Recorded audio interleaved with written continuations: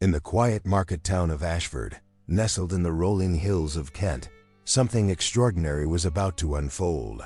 The kind of mystery that would haunt a community for over a decade, leaving questions that seemed impossible to answer. It was the sort of case that would make seasoned investigators question everything they thought they knew about human nature, faith, and the secrets that ordinary people keep hidden behind their Sunday best. Harold Pemberton was not just any member of the Ashford Community Baptist Church. He was a pillar of the congregation, a man whose dedication to his faith was matched only by his commitment to his community. For 23 years he had served as a deacon, never missing a Sunday service, never failing to lend a helping hand to those in need. His neighbors knew him as the man who would shovel their driveways in winter, who would deliver groceries to the elderly, and who always had a kind word for everyone he met. But on that crisp autumn evening in October 2013, Harold Pemberton would walk into the church office for what would be his final administrative meeting. He would never walk out again. Before we continue, let us know where you're watching from, and don't forget to like this video and subscribe to the channel by clicking the icon in the bottom right corner of your screen. Now let's get into the story. The Ashford Community Baptist Church had been a cornerstone of the local community since 1847. Its red brick facade and towering spire had watched over generations of families, witnessing countless baptisms, weddings, and funerals. The church building itself was a testament to the enduring faith of its members, with its beautiful stained glass windows depicting scenes from the New Testament, and its wooden pews that had been lovingly maintained by volunteers for over a century. Reverend David Matthews had been leading the congregation for 8 years by 2013. A thoughtful man in his early 50s, he had earned the respect of his parishioners through his gentle manner and profound biblical knowledge. His sermons were known for their practical wisdom and their ability to connect ancient scripture to modern life.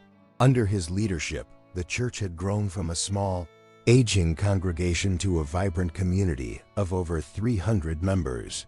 The church's administrative structure was typical of many Baptist congregations. A board of deacons, elected by the membership, worked alongside the pastor to guide the spiritual and practical affairs of the church. Harold Pemberton had been elected to this role repeatedly, a testament to the trust his fellow believers placed in him. His responsibilities included overseeing the church's charitable work, managing property maintenance, and ensuring that the congregation's business affairs were conducted with transparency and integrity. Thomas Whitfield, the church treasurer, was a meticulous man who had worked in banking for most of his career. He had joined the church 5 years earlier, drawn by Reverend Matthews' teaching and the warmth of the community. His financial expertise had been invaluable to the church, helping them navigate the complexities of charity regulations and ensuring that every penny donated was used wisely. On the evening of October 15, 2013, the monthly administrative meeting was scheduled to begin at 7 o'clock. These meetings were typically straightforward affairs, covering routine matters such as budget reviews, maintenance schedules, and planning for upcoming events. Harold had attended dozens of such meetings over the years, always arriving punctually and staying until the last item on the agenda had been addressed. Margaret Pemberton, Harold's wife of 31 years, had prepared his usual Tuesday evening meal. She remembered kissing him goodbye at the front door of their modest terraced house on Elm Street, just a 5-minute walk from the church. Harold had seemed his usual self, perhaps a bit tired from his day at the local council offices where he worked as a planning assistant, but otherwise normal. He had mentioned that the meeting might run a bit late, as they were discussing the church's upcoming Christmas fundraising campaign. The meeting began as scheduled, with Reverend Matthews opening in prayer. Besides Harold and Thomas, 3 other deacons were present. Elderly George Hartwell, who had been a member for over 40 years. Susan Clark, a retired teacher who had joined the board 2 years earlier. And Michael Reynolds, a local businessman who had been elected just 6 months prior. The agenda was typical for such gatherings. They discussed the church's financial position, which was healthy thanks to the generous giving of the congregation. They reviewed plans for the upcoming Harvest Festival, scheduled for the following weekend. They talked about the need for new carpeting in the fellowship hall and the ongoing issue with the heating system in the children's Sunday school rooms. According to the testimonies given later to police, Harold participated normally in the discussion for the first hour and a half. He offered his usual thoughtful input on various matters and volunteered to coordinate the collection of donations for the local food bank. Nothing seemed amiss. It was around 8:30 when Harold excused himself to use the facilities. The church office was located in a converted Victorian house adjacent to the main church building, connected by a covered walkway. The office contained several rooms: a reception area, Reverend Matthew's study, a small kitchen, a storage room, and a lavatory. Harold left the meeting room, which was located on the ground floor, and headed toward the back of the building. The other attendees continued their discussion, moving on to plans for the Christmas service schedule. After about 10 minutes, Reverend Matthews noticed that Harold hadn't returned. He made a light comment about Harold, perhaps taking a phone call from Margaret, and the meeting continued. Another 10 minutes passed, then 20. By 9 o'clock, the remaining deacons began to feel concerned. Thomas Whitfield volunteered to check on Harold, walking through the building and calling his name.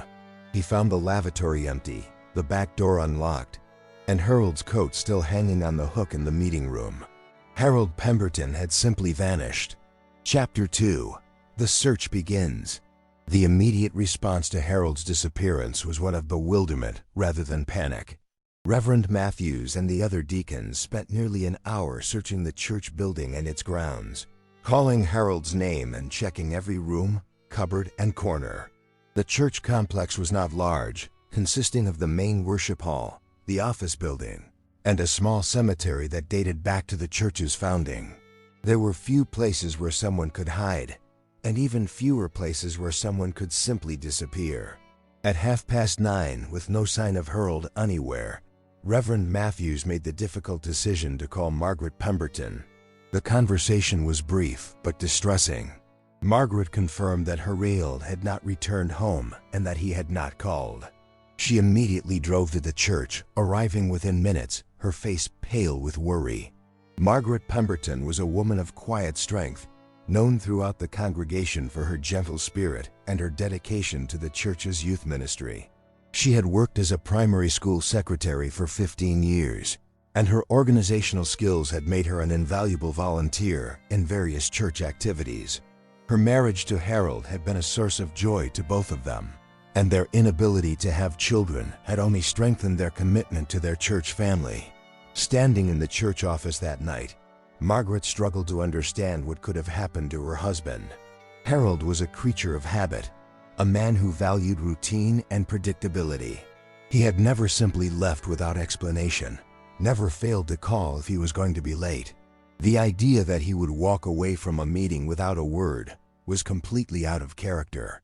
The police were called at 10:15. The initial response was measured, as missing person cases involving adults often resolve themselves within the first 24 hours. Constable Peter Morrison, the first officer on the scene, took statements from all present and conducted a preliminary search of the area.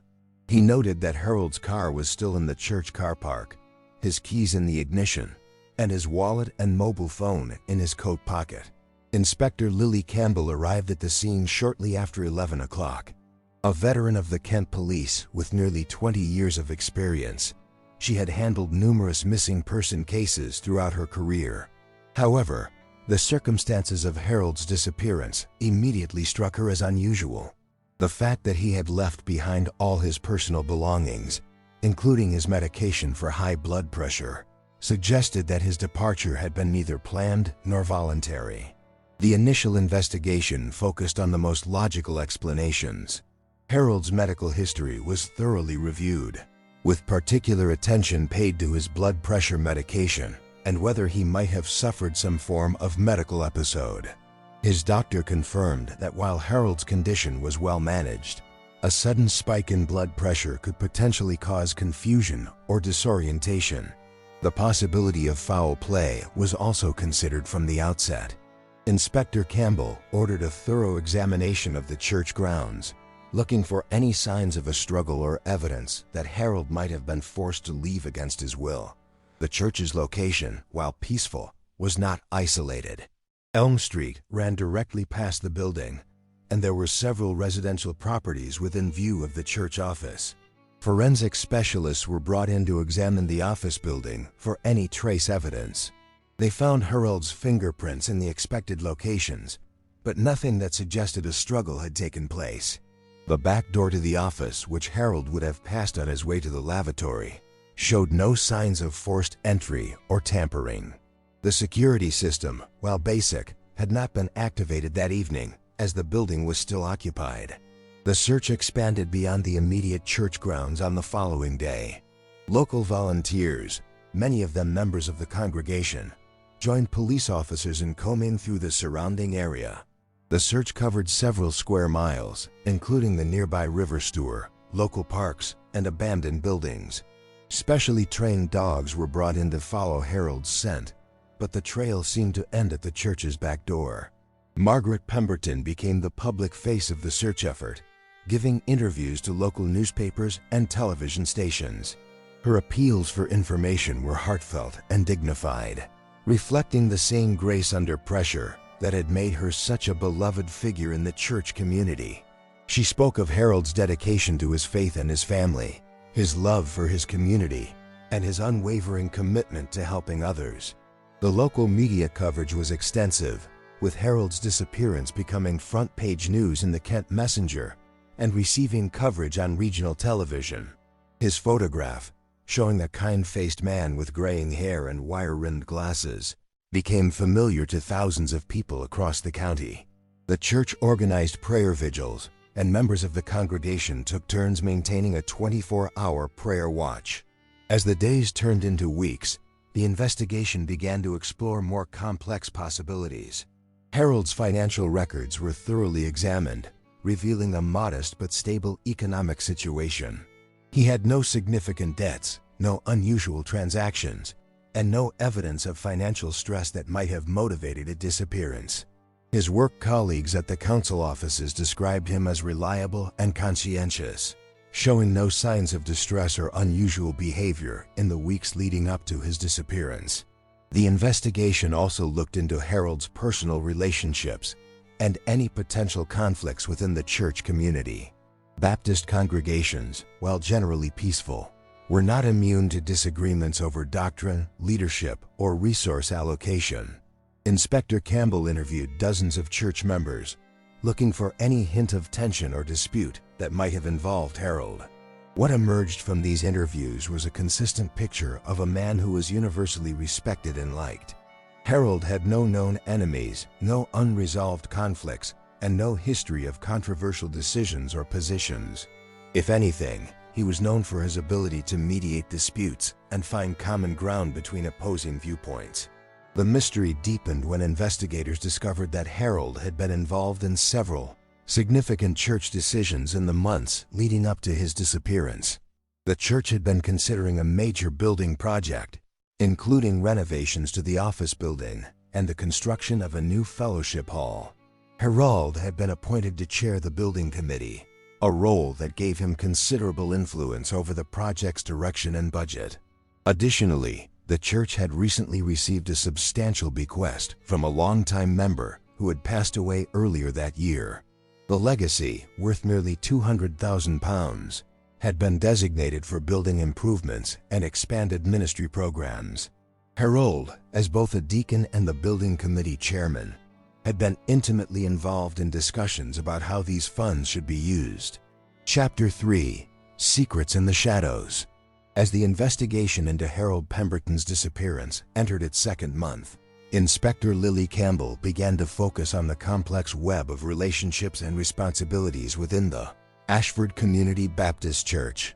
What had initially appeared to be a straightforward missing person case was revealing layers of complexity that made her increasingly uneasy. The church's financial records became a particular area of interest. While Thomas Whitfield, the treasurer, had been cooperative and transparent in providing documentation, Campbell noticed certain irregularities that warranted closer examination. The substantial bequest from deceased member Eleanor Hartwell, totaling £187,000, had been received just 3 months before Harold's disappearance. The timing was significant as it coincided with increased activity in the building committee and more frequent administrative meetings. Eleanor Hartwell had been a pillar of the congregation for over 50 years. A widow with no children, she had devoted her later years to the church, serving as organist until her death at age 83. Her will had specified that her estate should be used for the physical and spiritual improvement of the church building and its ministries. The language was somewhat vague, leaving considerable discretion to the church leadership about how the funds should be allocated. Campbell's investigation revealed that there had been some disagreement within the church leadership about the use of Eleanor's bequest. While the official minutes of Deacon meetings showed unanimous support for the proposed building project, her interviews with individual members suggested that the reality had been more complex. Susan Clark, the retired teacher who served as a deacon, confided to Campbell that she had harbored concerns about the scope and cost of the proposed renovations. Harold was very enthusiastic about the project, she recalled, but I wondered if we were being too ambitious. The plans seemed to grow more elaborate each time we discussed them. George Hartwell, Eleanor's nephew and the church's senior deacon, had his own perspective on the matter. Eleanor left that money because she wanted to see the church thrive, he told Campbell. But she was also a practical woman who didn't believe in waste. I think she would have wanted us to be careful about how we spent it. The building plans themselves were ambitious. The proposed renovations included not just cosmetic improvements, but a complete restructuring of the office building, including the installation of a modern conference room, updated kitchen facilities, and improved accessibility features. The cost estimates ranged from £150,000 to £200,000, effectively exhausting Eleanor's entire bequest. Harold's role as building committee chairman had given him significant influence over these plans. He had been responsible for obtaining quotes from contractors, reviewing architectural drawings, and making recommendations to the full board of deacons. His disappearance had effectively halted the project, leaving the church leadership in a state of uncertainty about how to proceed. Campbell's investigation also uncovered tension between Harold and Thomas Whitfield that had not been apparent in their initial interviews. While both men had maintained professional courtesy in their public interactions, there had been private disagreements about financial management and accountability procedures. Whitfield, with his banking background, had advocated for more formal financial controls and oversight procedures. He had suggested that major expenditures should require multiple approvals and that the church should establish clearer policies for handling large donations. Harold, while not opposing these measures in principle, had argued that excessive bureaucracy was inappropriate for a church community built on trust and mutual respect. The disagreement had come to a head in September 2013, just weeks before Harold's disappearance. Whitfield had proposed that the church hire an independent auditor to review their financial procedures before proceeding with the building project. Harold had objected, arguing that such a step was unnecessary and would send the wrong message to the congregation about the leadership's trustworthiness. Margaret Pemberton, when pressed by Campbell, admitted that her husband had seemed more stressed than usual in the weeks leading up to his disappearance. Harold was always careful about church business, she explained, but he seemed to be spending more time on paperwork than usual. He would stay up late in his study, going over documents and making phone calls. The investigation took a new direction when Campbell discovered that Harold had been in contact with a private investigator in the weeks before his disappearance. The investigator, a former police officer named Robert Chun, had been hired to conduct what Harold described as a background check on someone connected to the church. Chun's records showed that Harold had paid him £500 in cash and had requested complete confidentiality about the investigation. When Campbell interviewed Chun, he was initially reluctant to discuss his work for Harold, citing client confidentiality. However, when informed that Harold was missing, and that the investigation was ongoing. He provided limited information about his assignment. Harold had asked Chun to investigate the background of a contractor who had submitted a bid for the church renovation project. The contractor, Apex Construction Limited, had provided the lowest quote for the work, but Harold had expressed concerns about their credentials and track record. Chun's investigation had revealed that Apex Construction was a recently formed company with limited experience in church renovations and some questionable references. More significantly, Chun had discovered that Apex Construction was owned by Marcus Webb, a man with a criminal history that included fraud and embezzlement convictions. Webb had served 2 years in prison for defrauding elderly clients in a home improvement scam. The information had been carefully concealed in the company's formation documents, but Chun's investigation had uncovered the connection. Harold had received Chun's report on October 10th, just 5 days before his disappearance. According to Chun, Harold had been shocked by the findings and had indicated that he would need to take immediate action to protect the church from potential fraud. This revelation cast Harold's disappearance in an entirely new light. Rather than being the victim of a random crime or medical emergency, he appeared to have been investigating potential fraud within his own church community. The question remained, had Harold confronted someone with this information? And if so, what had been the consequences? Campbell's team began a thorough investigation of Apex Construction and Marcus Webb. They discovered that Webb had been actively courting church contracts throughout Kent, targeting congregations with substantial building funds. His method was to submit artificially low bids, secure the contracts, and then demand additional payments for unforeseen complications once work had begun. The investigation revealed that Webb had been in contact with someone inside the Ashford Community Baptist Church, providing him with detailed information about the church's financial situation and building plans. This inside knowledge had allowed him to tailor his bid precisely to the church's budget and requirements. The identity of Webb's contact within the church became the focus of intense investigation.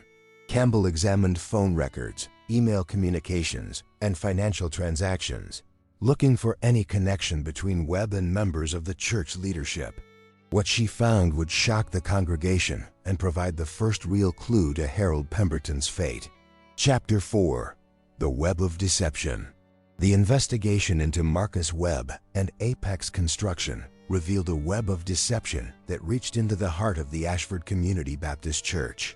Inspector Lily Campbell's team had spent weeks following financial trails and communication records, and what they discovered would shake the foundation of the close-knit congregation. Thomas Whitfield, the church treasurer who had appeared to be a model of financial prudence and integrity, had been in regular contact with Marcus Webb for over 3 months before Harold's disappearance. Phone records showed numerous calls between the two men, often lasting 20 minutes or more. Most damaging of all, bank records revealed that Whitfield had received 3 separate payments totaling £15,000 from a company associated with Webb's criminal network. When confronted with this evidence, Whitfield initially denied any wrongdoing. He claimed that the payments were for legitimate consulting work he had performed for various businesses, and that his conversations with Webb were merely discussions about construction techniques and project management. However, under sustained questioning, his story began to unravel. The truth, as it emerged during a grueling 12-hour interview, was both simple and devastating. Whitfield had been recruited by Webb several months earlier, not through any direct approach, but through a seemingly innocent conversation at a financial services conference in London. Webb, who had been using a false identity and posing as a legitimate businessman, had identified Whitfield as a potential asset due to his position within the church and his access to financial information. The recruitment had been gradual and sophisticated. Webb had presented himself as a successful contractor with a genuine interest in helping churches with their building projects. He had spoken passionately about his own faith journey and his desire to use his business skills to serve Christian communities. Whitfield, who had been struggling with some personal financial difficulties following his divorce 2 years earlier, had been vulnerable to Webb's approach.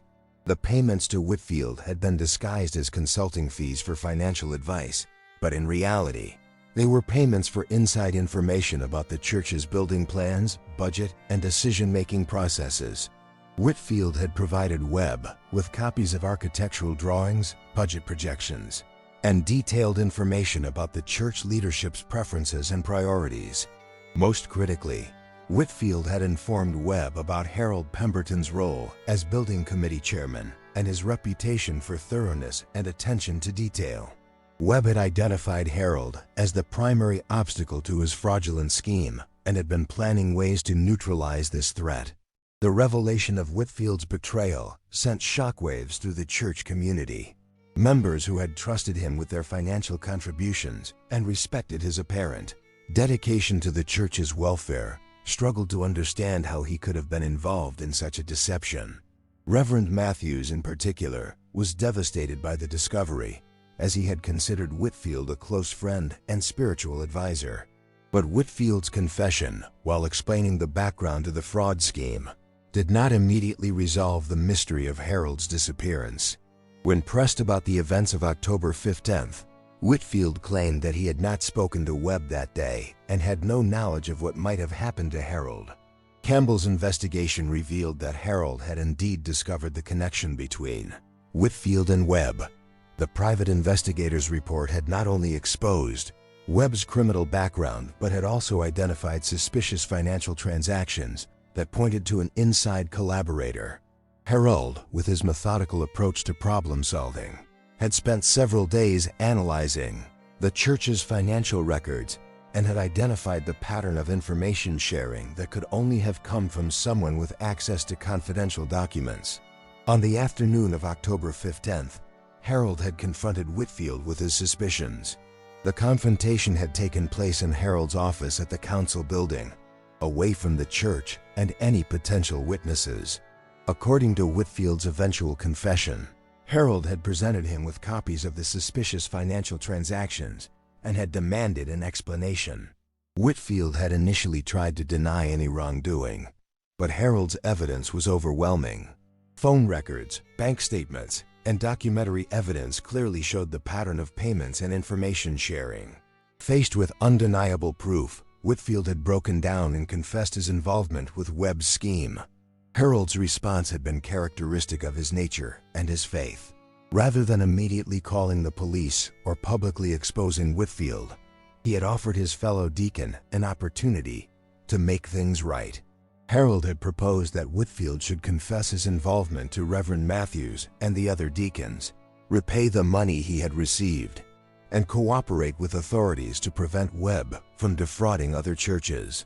Whitfield had begged for time to consider his options, and Harold had agreed to delay any action until after that evening's administrative meeting. The two men had agreed to meet privately after the meeting to discuss how Whitfield's confession would be handled and what steps would be taken to protect the church from further harm. This arrangement explained Harold's behavior during the meeting. Several attendees had noted that he seemed distracted and somewhat tense, but his participation in the discussions had been normal. He had been waiting for the meeting to end so that he could deal with the crisis he had uncovered. However, Whitfield's account of the events after Harold left the meeting room diverged from the official record. According to Whitfield, Harold had not gone to the lavatory as everyone assumed. Instead, he had gone to the church office to wait for their private meeting. Whitfield had followed him there, ostensibly to begin their discussion about how to handle the situation. What happened next became the subject of intense legal and investigative scrutiny. Whitfield claimed that Harold had suffered what appeared to be a heart attack during their conversation. Panicking and fearing that Harold's death would be connected to their confrontation about the fraud scheme, Whitfield had made a series of increasingly desperate decisions that would ultimately lead to his downfall.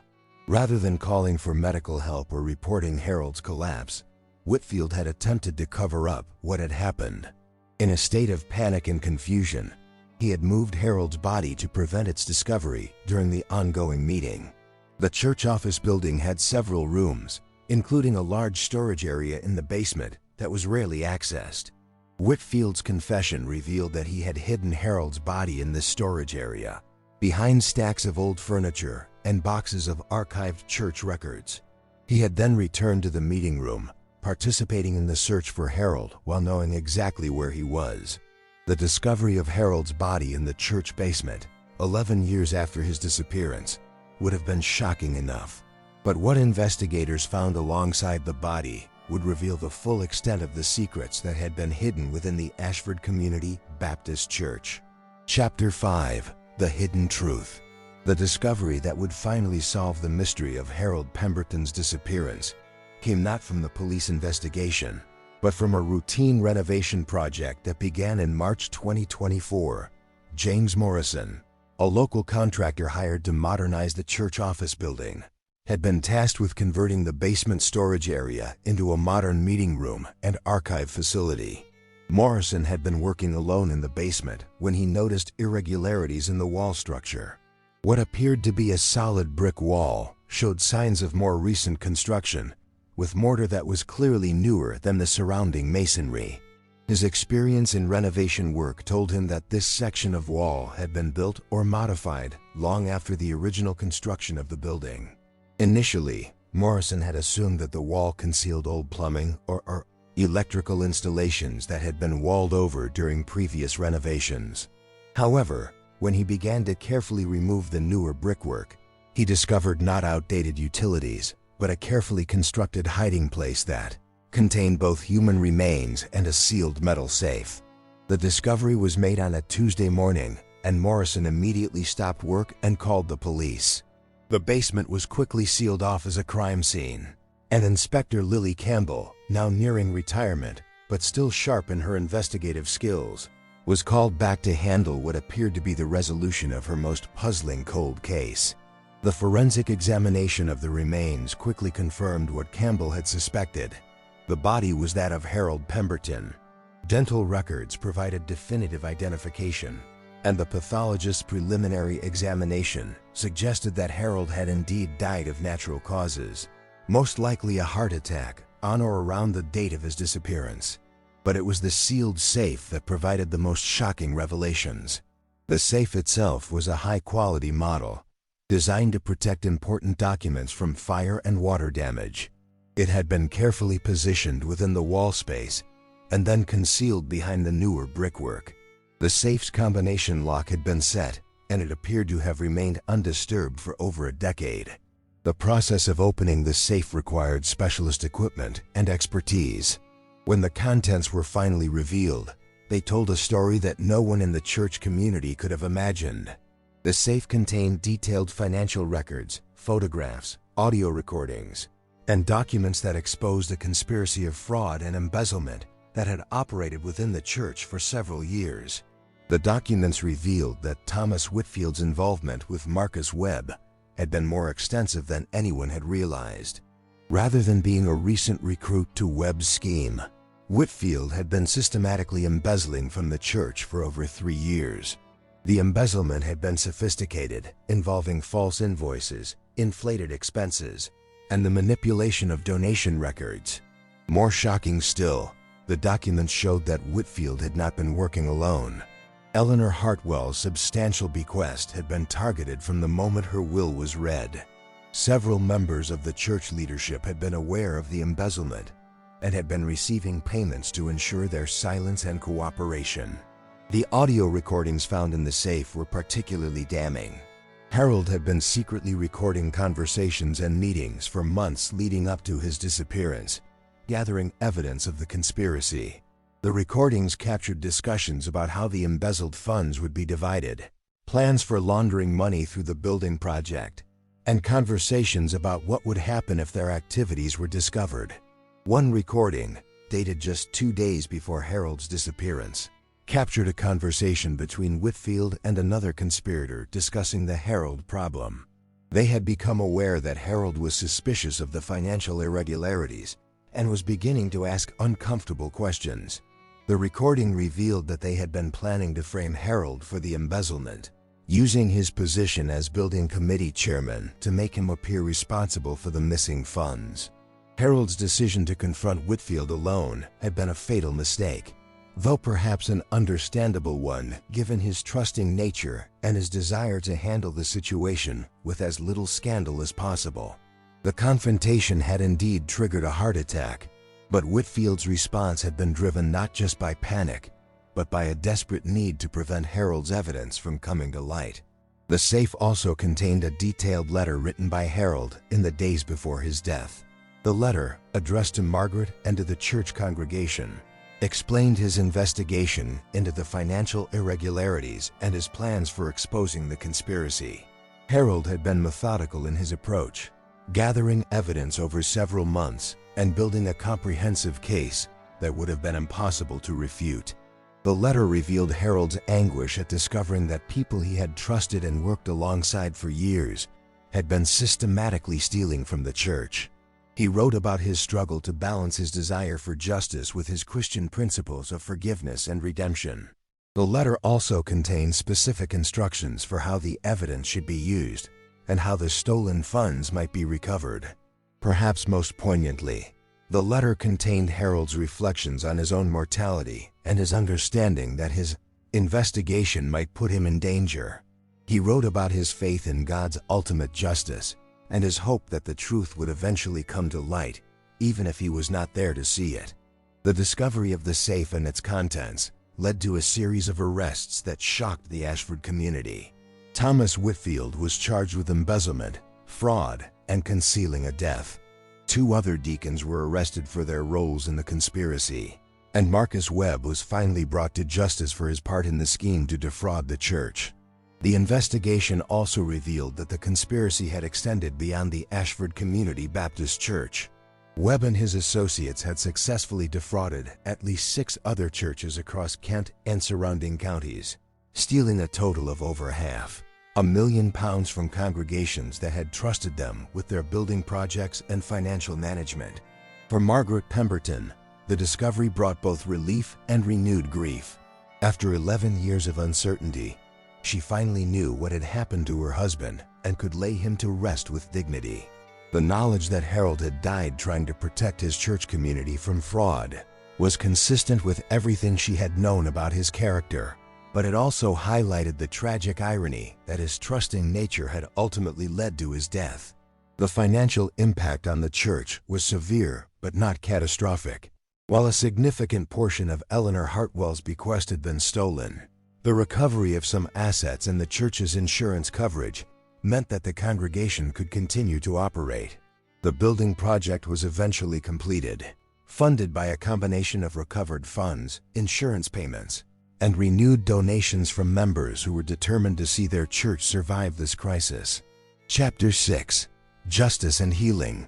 The aftermath of the discoveries in the church basement brought both justice and a long, difficult process of healing for the Ashford Community Baptist Church. The legal proceedings that followed were complex and emotionally challenging for a congregation that had already endured over a decade of uncertainty about their beloved deacon's fate. Thomas Whitfield's trial began in September 2024, nearly 11 months after the discovery of Harold's body and the incriminating evidence in the safe. The prosecution's case was overwhelming, built on the foundation of Harold's meticulous documentation and the physical evidence found in the basement.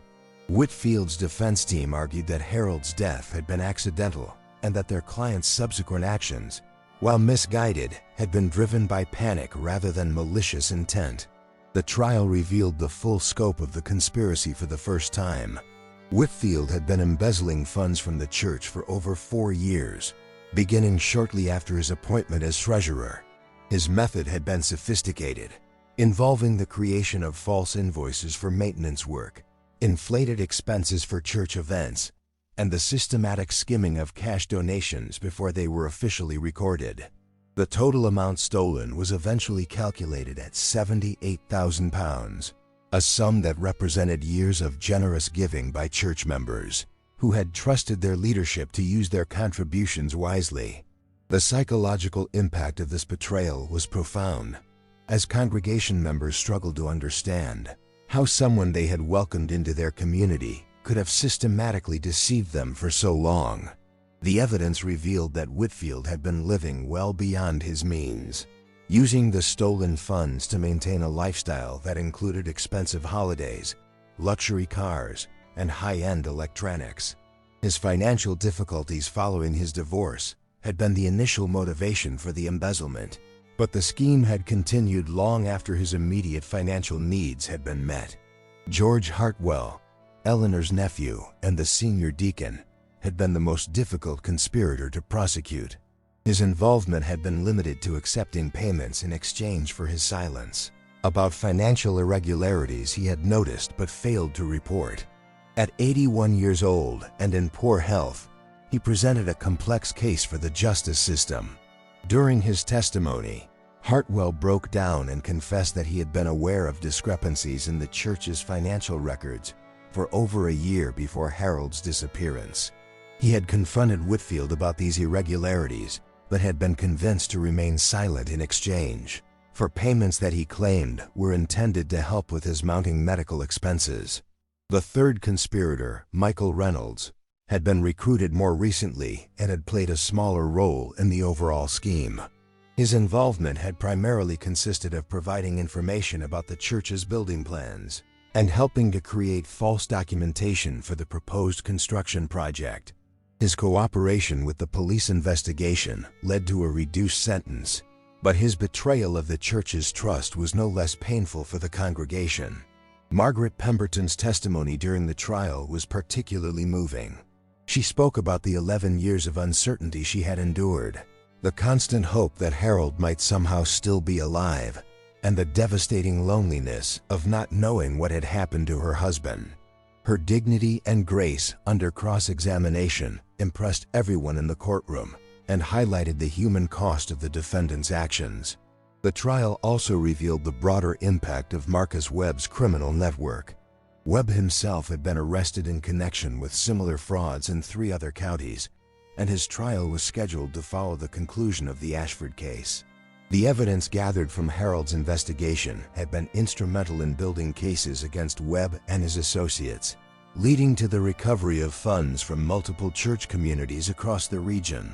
Reverend David Matthews found himself in an impossible position during this period. As the spiritual leader of a congregation that had been traumatized by betrayal and loss, he had to balance the demands of justice with the Christian principles of forgiveness and redemption. His sermons during the trial period focused on themes of healing, trust, and the difference between justice and vengeance. The congregation's response to the revelations was complex and varied. Some members were angry and demanded the harshest possible sentences for those who had betrayed their trust. Others, following their pastor's guidance, spoke about the need for forgiveness and the importance of focusing on healing rather than revenge. A few members left the church entirely, unable to reconcile their faith with the knowledge that their spiritual home had been corrupted by greed and deception. Margaret Pemberton emerged as an unexpected leader during this difficult period. Her public statements about forgiveness and her calls for the congregation to unite in Harold's memory provided a moral center for the community's healing process. She established a memorial fund in Harold's name, dedicated to supporting churches and developing better financial oversight and transparency procedures. The financial recovery process was lengthy and complex. While some of the stolen funds were recovered through asset seizures and restitution orders, the majority of the embezzled money was never found. Insurance covered some of the losses, but the church's financial position remained precarious for several years. Surprisingly, the scandal ultimately strengthened the church in unexpected ways. The crisis forced the congregation to examine their governance procedures and implement new safeguards against future fraud. They established multiple oversight committees, required multiple signatures for all financial transactions above a certain threshold, and instituted regular independent audits of their financial records. The church also reached out to other congregations in the region, sharing their experience and helping other communities protect themselves from similar schemes. Margaret Pemberton became a sought-after speaker at church conferences, discussing the importance of financial transparency and the warning signs that might indicate embezzlement or fraud. Thomas Whitfield was ultimately sentenced to 8 years in prison for embezzlement, fraud, and concealing a death. The judge noted that while Harold's death had been accidental, Whitfield's decision to conceal the body and destroy evidence had compounded the tragedy and prolonged the suffering of Harold's family and community. George Hartwell received a suspended sentence due to his age and health condition, but was required to perform community service and make full restitution for the payments he had received. Michael Reynolds was sentenced to 3 years in prison, with the possibility of early release contingent on his continued cooperation with ongoing investigations. Marcus Webb's trial resulted in a 12-year sentence for multiple counts of fraud and conspiracy. The evidence provided by Harold's investigation was crucial in securing convictions that protected other potential victims from Webb's schemes. The discovery of Harold's body allowed Margaret to finally lay her husband to rest with the dignity and ceremony he deserved. The funeral, held exactly 11 years and 4 months after his disappearance, was attended by hundreds of people from across the community. Reverend Matthews delivered a eulogy that celebrated Harold's life, his faith, and his ultimate sacrifice in trying to protect his church family. The healing process for the Ashford Community Baptist Church would continue for years beyond the conclusion of the legal proceedings. Trust, once broken, required time and consistent action to rebuild. However, the congregation's commitment to honoring Harold's memory and learning from their tragedy provided a foundation for renewal and growth. Chapter 7: Legacy of Truth. The years following the resolution of Harold Pemberton's case brought profound changes to the Ashford Community Baptist Church and the wider community. What had begun as a tragedy rooted in greed and betrayal gradually transformed into a story of resilience, renewal, and the enduring power of truth to overcome deception. By 2025, the church had not only recovered from the financial losses, but had grown into one of the most respected congregations in Kent. The painful lessons learned from the embezzlement scandal had led to the implementation of financial oversight procedures that became a model for other churches throughout the region. The congregation had embraced transparency as a core value, publishing detailed financial reports and maintaining open books that any member could examine. Margaret Pemberton, now 76 years old, had become a national advocate for church financial accountability.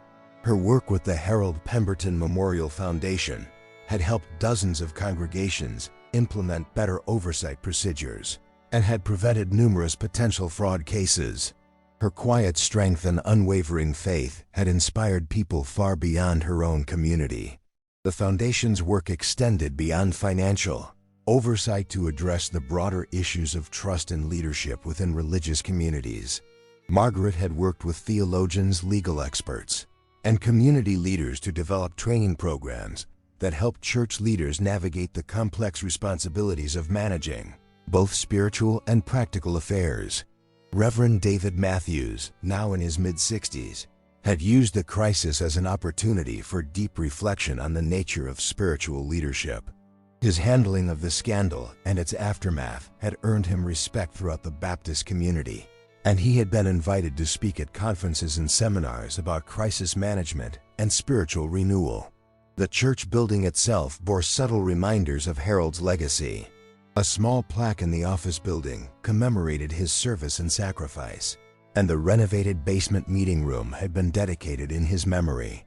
The room was used for financial planning meetings and oversight committee gatherings, serving as a constant reminder of the importance of transparency and accountability. The congregation had also established new traditions that honored Harold's memory while promoting the values he had died defending.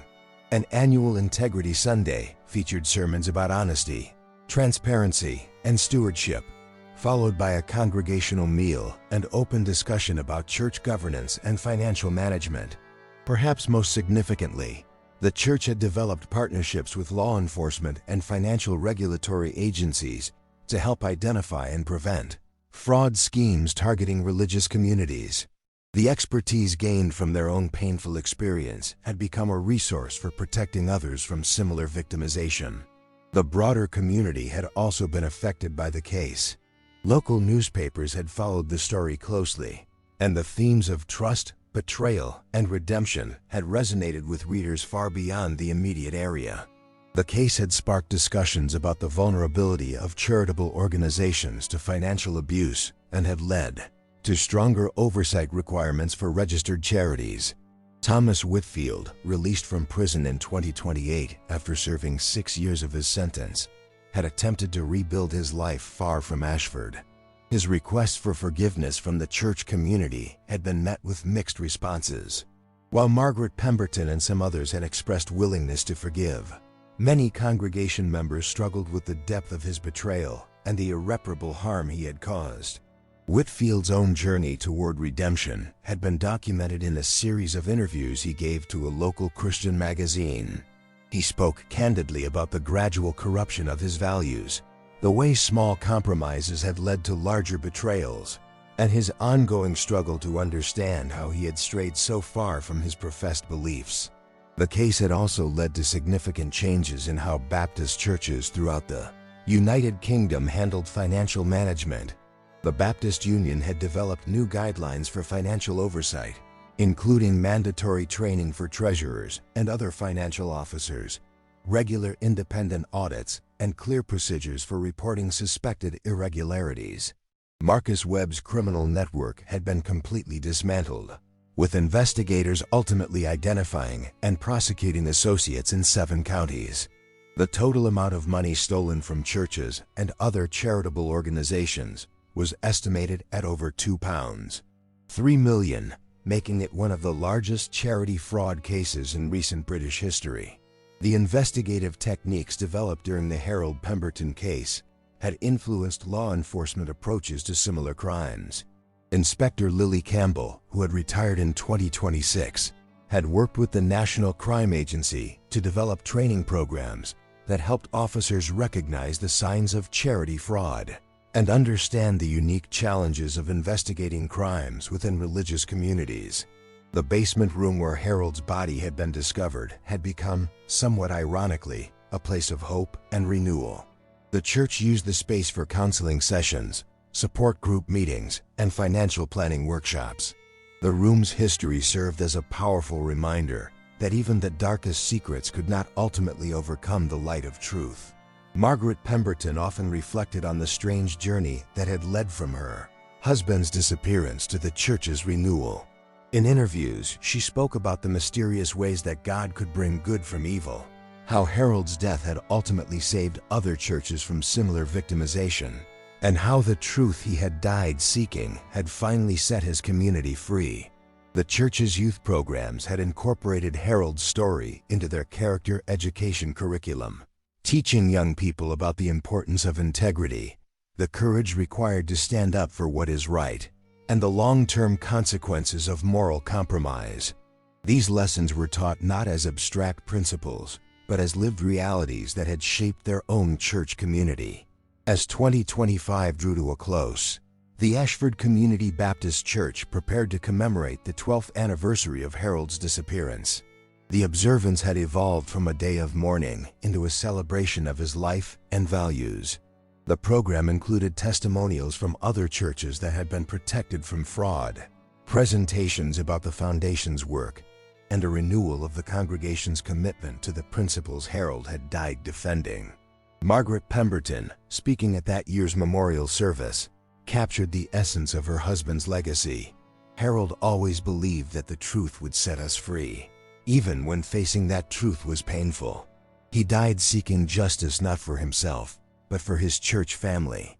His sacrifice reminds us that integrity is not just a personal virtue, but a gift we give to our community. The service concluded with the reading of Harold's final letter, discovered in the safe that had preserved his evidence for over a decade.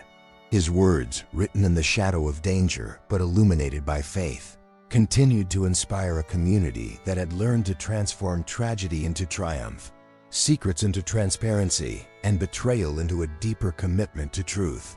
The mystery of Harold Pemberton's disappearance had been solved, but his story continued to unfold in the lives of those he had sought to protect and in the communities that carried forward his legacy of integrity and courage.